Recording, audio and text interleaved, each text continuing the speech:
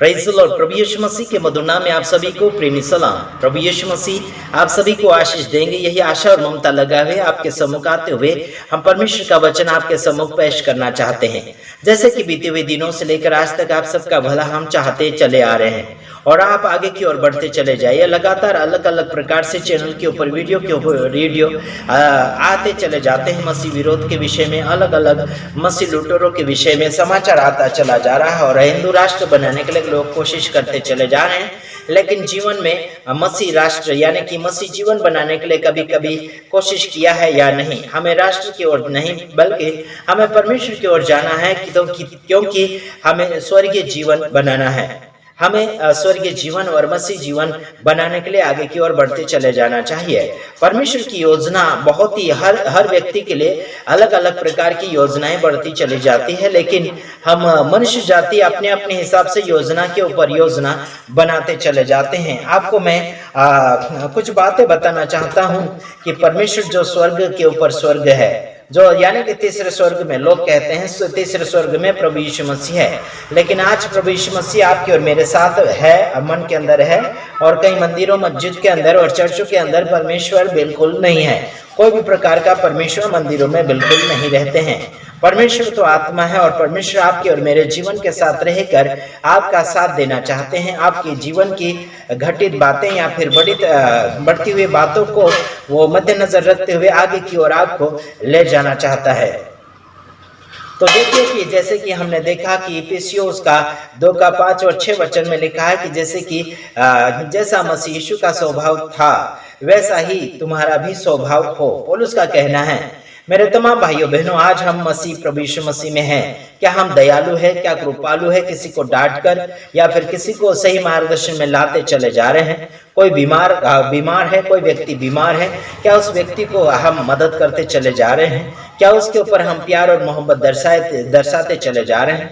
प्रभु यीशु मसीह ने हर बीमार लोगों के ऊपर एक अनुग्रह प्रकट किया और दया प्रकट किया और उनको सही मार्गदर्शन में और चंगाई में लाने के लिए उसने कोशिश की। हर लोगों को उसने चंगाई दिया है। हालांकि ऐसा नहीं कि कोई भी बीमार व्यक्ति प्रभु यीशु मसीह के पास आने के बाद नहीं सुधरा, ऐसा बिल्कुल नहीं है। हर व्यक्ति प्रभु यीशु मसीह के पास आकर चंगाई को प्राप्त किया और जीवन को प्राप्त किया और आगे की ओर वो बढ़ते चले गए। और एक बार बताना चाहता हूं कि प्रभु यीशु मसीह का स्वभाव प्रेमाळु और दयालु था और वो डांटने वाला भी था और गुस्से में भी बड़ा तेज था। जैसे कि मंदिर के अंदर लोगों ने बाजार भरा हुआ था, तो बाजार के अंदर वाले जितने भी सामान थे, दुकानें थे, उसने उलट पुलट कर दिए थे और चाबुक से उन लोगों को मारकर भगाने के लिए कोशिश की है। तो मैं ये कहना चाहता हूं कि आज मंदिर और मस्जिदों में, चर्चों में प्रभु यीशु मसीह नहीं बल्कि आपके साथ और मेरे जीवन में प्रभु यीशु मसीह है। आपके और मेरे जीवन में प्रभु यीशु मसीह है। तो आजकल मंदिर, असली मंदिर तो आपका और मेरा जीवन है। आपका और मेरा मन प्रभु यीशु मसीह के लिए जीवित मंदिर चलता फिरता है। तो क्या इस जीवित मंदिर को आप और मैं कैसे लेकर चले जा रहे हैं? प्रभु यीशु मसीह का स्वभाव लोगों को मदद करने वाला था, लोगों की हालचालें जानने वाला था। लोग जहां बुलाते थे उनके बुलाई हुई बातों को वो टाला नहीं करता था, बल्कि वो जानने के बाद में आगे की ओर उन्हें हिम्मत और हौसला दिया करता था। यीशु मसीह उन्हें कहते थे कि बस केवल हिम्मत रखिए या फिर ढांढस बांधिए। ऐसे प्रभु यीशु मसीह लोगों को जवाब दिया करते थे। कई लोग तो प्रभु यीशु मसीह को घर में लाना भी नहीं चाहते थे, लेकिन नहीं लाए, फिर भी उन लोगों की मनोकामना पूरी हुई। जैसे कि एक सूबेदार था, वो अपने नौकर को चंगा देखना चाहता था, लेकिन अपने छत के नीचे यीशु मसीह को नहीं ले जाना चाहता था, लेकिन उसके विश्वास ने उसके नौकर को चंगाई प्राप्त करवा दिया। देखो, ऐसे विश्वास यीशु मसीह के पास जाने से उत्पन्न हो जाते थे। आज काफी वचन देने के बावजूद भी लोगों का विश्वास घटता चला जा रहा है, बढ़ता नजर नहीं आ रहा है। आगे की ओर मैं बताता हूं कि प्रभु यीशु मसीह का स्वभाव प्रेमाळु, दयालु और देने वाला था। देखो, अगर किसी के पास 2 कुर्ते हो या फिर चद्दरें हैं, तो एक उसको दे दें जिसके पास नहीं है। जैसे कि आपको मैं ये बताना चाहता हूं कि आपके पास कोई आमदनी हो या फिर कोई मदद करने लायक चीजें हैं, तो आप हिचकिचाए नहीं, किसी को पूछने की जरूरत नहीं। आपको पवित्र आत्मा की अगुवाई करते हैं, उसे देखना है। हालांकि पवित्र आत्मा अगर आपको नहीं भी बोलता है, फिर भी आपको वचन को भी देखना है कि वचन आपको पहले से परमेश्वर ने दर्शा दिए हैं या फिर पहले से आपको शिक्षा मिल चुकी है, उसे भी देखना चाहिए। कई बार लोग अपनी अगुवाई के अनुसार करना चाहते हैं, लेकिन परमेश्वर के आत्मा की अगुवाई के अनुसार बिल्कुल नहीं करते हैं, या फिर पवित्र आत्मा उन्हें कह भी देते हैं अच्छा काम करने के लिए, फिर भी नहीं कर पाते हैं। इसमें पाप के ऊपर पाप बढ़ता चला जाता है। अपनी मनमानी बिल्कुल ना करें। आइए आगे की ओर देखते हैं। हम जिसने परमेश्वर के स्वरूप में होकर भी परमेश्वर के तुल्य होने को अपने वश में रखने की वस्तु न समझा। देखो, प्रभु यीशु मसीह परमेश्वर के लायक था, वो खुद परमेश्वर के लायक था, फिर भी अपने हक में, अपने वश में करने के लिए उसने कोई भी प्रकार का विचार नहीं किया, बड़ापा नहीं ढूंढा, है ना। अपने आप को बड़ा बनाने के लिए उसने नहीं सोचा, ना ही अब खुद को उसने ईश्वर की जगह नहीं रखा। मेरे भाइयों बहनों, आज किसी को थोड़ा कुछ अच्छा आ गया, गीत आ गया, आराधना आ गया, प्रचार आ गया, तो परमेश्वर से भी बड़ा होने के लिए कोशिश करते चले जा रहे हैं। और लीडर बिशप के ऊपर तो आप ध्यान देकर देखिए, कभी भी छोटों को आदर नहीं करते हैं या फिर छोटों को आगे की ओर बढ़ाने के लिए कोशिश नहीं करते हैं। आपको यही कहना चाहता हूं कि छोटों को आगे बढ़ाइए ताकि वो आपसे सीखकर आगे की ओर बढ़ते चले जाएं। प्रभु यीशु मसीह ने आपको और मुझे किसी के ऊपर हक मारने के लिए या फिर कब्जा करने के लिए नहीं बनाया और ना ही बुलाया। प्रभु यीशु मसीह आपको इसलिए बुलाया ताकि आप प्रभु यीशु मसीह के गुणों को प्रकट कर सकें। आप गुस्सा हो सकते हैं, कोई बात नहीं, लेकिन उसमें पाप करना मना है। हाँ जी, गुस्सा होकर आप किसी और को समझा सकते हैं, सही मार्गदर्शन में ला सकते हैं, लेकिन पाप वाला या फिर बिगाड़ने वाला गुस्सा नहीं होना चाहिए। यह धार्मिक गुस्सा जो आत्मिक जीवन में फायदे लायक होना चाहिए, है ना। मेरे भाइयों बहनों, प्रभु यीशु मसीह भी गुस्से हुआ, परमेश्वर भी क्रोध का मतलब वो गुस्सा करता है, लेकिन उसका गुस्सा धीमे होता है और उसमें फायदेमंद भी होता है। तो आपको ये कहना चाहता हूँ कि प्रभु यीशु मसीह ने कोई भी प्रकार का घमंड नहीं किया। वो ईश्वर था, फिर भी ईश्वर अपने आप को वो नहीं कहता था।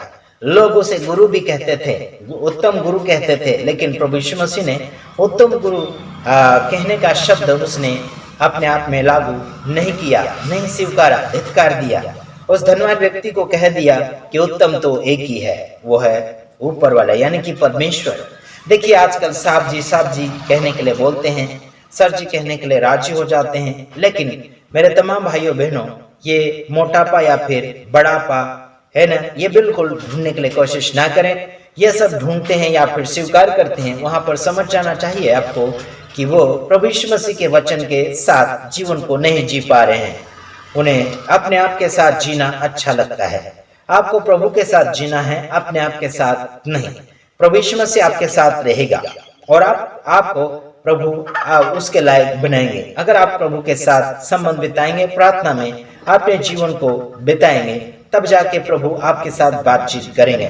तो मैं यही कहना चाहता हूँ कि प्रभु यीशु मसीह का स्वभाव लोगों को गंदगी से बाहर निकालने वाला था, बीमारियों से आजाद करने वाला था, जिनको कुछ नहीं मिलता था उनको देने वाला था, रोटी खिलाता था, पानी पिलाता था और परमेश्वर के वचन फ्री में सिखाया करते थे। यीशु मसीह कोई भी प्रकार का पैसा नहीं लिया करते थे। हालांकि कोई भी प्रकार का डोनेशन यानी कि जोर जबरदस्ती नहीं किया करते थे। लोग दान करते थे, लेकिन उसमें किसी को भी छोटा या बड़ा डालो करके टॉर्चर नहीं किया करते थे, टच नहीं किया करते थे। प्रार्थना भी उसकी प्रार्थना चिल्लाती हुई प्रार्थना नहीं होती थी। गुप्त प्रार्थना यीशु मसीह बहुत ही जगह किया करते थे और लोगों को आजाद करते थे हुक्म देकर। समझ में आ रहा कि नहीं आ रहा? हुक्म दिया करते थे या फिर इशारे से भी दुष्ट आत्माएं डरती थी उनसे। तो जिस व्यक्ति के अंदर 6000 दुष्ट आत्माएं थी, उस व्यक्ति के लिए प्रभु यीशु मसीह ने प्रार्थना नहीं किया था, बल्कि सूरों के अंदर उन दुष्ट आत्माओं को ट्रांसफर कर दिया गया था। आज मैं आपको बताना चाहता हूं कि प्रभु यीशु मसीह के हुक्म को दुष्ट आत्मा इशारे के साथ भी माना करती थी। आज आप रात भर उपवास करते, 40 दिन उपवास करते हैं, कईयों दिन उपवास करते, फिर भी एक दुष्ट आत्मा भी आपसे नहीं भागती। क्यों नहीं भागती? क्योंकि परमेश्वर के वचन के साथ ईमानदारी, वफादारी नहीं है। आप परमेश्वर के वचन के साथ वफादारी कीजिए। आपको उपवास करने की भी आवश्यकता नहीं पड़ेगी, क्योंकि प्रभु यीशु मसीह आपके साथ है। तो आप आगे की ओर बढ़िए। आपको उपवास करने के लिए मैं रोकता भी नहीं, बल्कि आपको जनरल समाचार के साथ ले जाना चाहता हूं, जो आपके जीवन में लागू होना चाहिए और सुधार होना चाहिए। वही बातों को हम मद्देनजर रखते हुए आपके सामने रखते चले जा रहे हैं। बीच में कुछ लोग नया फल पुराना फल करके वाह वाह ही हू कर रहे थे, नाच गाना कर रहे थे, लीला क्रीड़ा कर रहे थे। ऐसा मत करो। पहला फल हो या फिर दूसरा फल हो, जिस किसी को देना है आप चुपचाप दीजिएगा, हल्ला मत मचाइएगा, ठीक है। और ऐसा पर्व मत मनाइए, पहले फल का और दूसरे फल का पर्व मत मनाइए मेरे भाइयों बहनों। नया नियम में यीशु मसीह के चेलों ने कोई भी प्रकार का ऐसा पर्व नहीं मनाया, तो आपको ऐसा पर्व बिल्कुल नहीं मनाना चाहिए जो बाइबल के साथ मैचिंग नहीं होता है। बाइबल के साथ मैचिंग होता है, उस बात को हम भी मानेंगे और आगे की ओर भी फैलाते चले जाएंगे, आपका हम साथ देंगे। अगर बाइबल से बाहर चलते चले जाएंगे तो आपका हम साथ नहीं देंगे, बल्कि आपका हम विरोध पूरी रीति से करते चले जाएंगे और आप हमारा कुछ नहीं कर पाएंगे। तो आइए हम यही पर इस वीडियो को समाप्त करना चाहते हैं और आपसे सभी से रिहाई लेना चाहते हैं। यह अगर वीडियो आपको समझ में आ गया होगा तो आगे की ओर फैलाइए और फिर दूसरे वीडियो में आऊंगा, तब तक के लिए आपको इंतजार करना होगा। God bless you. प्रभु आप सबको आशीषित करें। आमीन।